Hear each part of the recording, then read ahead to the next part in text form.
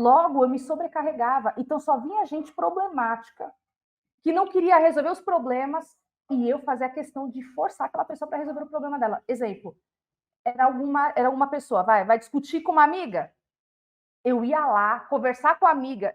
Vamos pensar aqui, já houve casos assim. Nós éramos em 3. As 2 amigas brigaram, não vou dar nomes aqui. Uma brigou com a outra, eu ia lá conversar com aquela que brigou para se conciliar com a outra, depois eu conversava com a outra para se reconciliar com a uma. Eu vivia cansada. Aí uma ia falar mal, eu tinha que ficar quieta, porque senão a outra ia ficar chateada, mas aí eu ia conversar com a outra. Ao invés de ajudar, cada uma se resolva ou não, eu é que queria resolver o problema do mundo. Na minha família. Eu queria resolver o problema da minha mãe com meu pai. Meus pais assim, eles tinham uma relação um tanto quanto difícil. Mas eu era defensora justiceira da minha mãe. Eu queria sempre lutar contra o meu pai para proteger a minha mãe. Olha que doideira! Aqui está esse início. Por isso que fiz crise de ansiedade e depressão. Eu aprendi um modelo doentio na vida. Eu achava que servindo a minha mãe, protegendo na cabeça, proteger minha mãe é adulta, minha mãe deu a vida para mim. Como que eu vou proteger minha mãe? Uma menina de 15 anos protege uma mulher dos seus 40 anos? Não tem sentido, isso é loucura, por isso que adoece. Essa desordem sistêmica. E aí eu achava que isso era servir a Deus. Isso era fazer a vontade de Deus. Isso era me anular e viver para minha mãe, para o meu pai e para as outras pessoas. Até que chegou uma hora da minha vida que eu sucumbi de vez. E ali eu pude aprender. Esse comportamento que eu estava vivenciando, era ele que me adoecia e que me fazia depois ter trauma até da igreja. Quantas pessoas estão fora da igreja por trauma? Porque as pessoas fizeram mal para você? Você está numa dinâmica traumática e os outros só fizeram com você o que você autorizou porque você estava fragilizado emocionalmente. Essa frase que você menciona assim, né? Os outros só fizeram com você aquilo que você autorizou e de fato é verdade. Se nós somos adultos, se nós temos poder de nos posicionarmos, ou deveríamos ter esse poder, se Jesus, que é o nosso maior exemplo, não cedia aos pedidos constantes dos fariseus, pedindo, és tu o Cristo, ou né, a própria mãe de Tiago e João, Senhor, coloca um à tua direita, um à tua esquerda, Jesus se posicionava.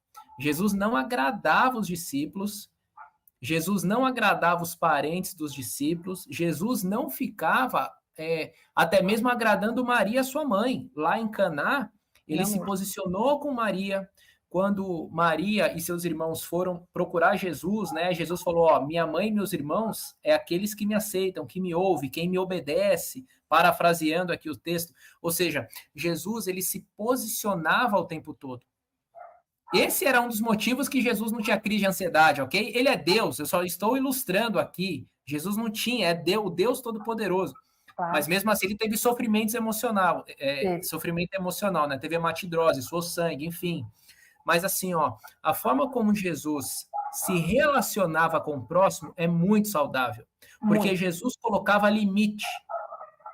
E o Senhor, o que o Senhor nos ensina? Que o primeiro e maior mandamento é: amarás o Senhor teu Deus de todo o teu coração, alma, força e entendimento. E o outro mandamento semelhante a este é: amarás o seu próximo como a si mesmo. Só que esse padrão doentio faz com que você demonstre amor para com o próximo e não demonstre amor para si. E essa falta de demonstração de amor para si, consequentemente, gera crise de ansiedade. Não é raro eu atender no setting terapêutico, e olha que a maioria das famílias que nós atendemos são famílias cristãs, não é raro eu atender no setting terapêutico, às vezes o marido falando assim: a minha esposa não para em casa, ela vive para a igreja. E aí essa mulher que vive fazendo as coisas na igreja, nesse ativismo que você mencionou, ela pode estar, muitas vezes, deixando de olhar para a família. E isso pode ser o resultado de um trauma na infância.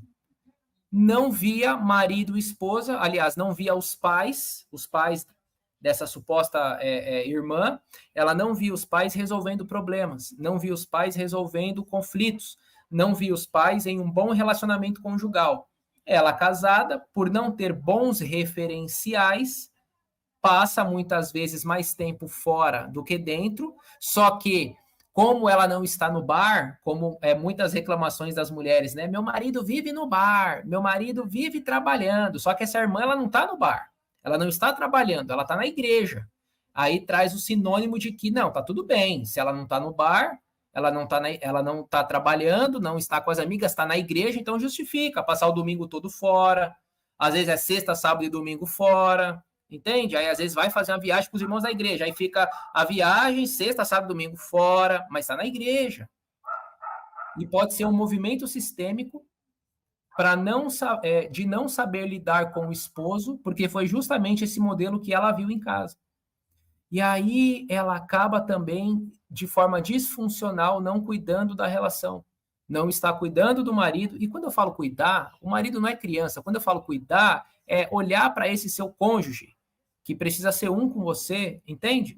Então, assim, muitas vezes nós justificamos os nossos padrões de comportamento falando assim, mas é para Deus,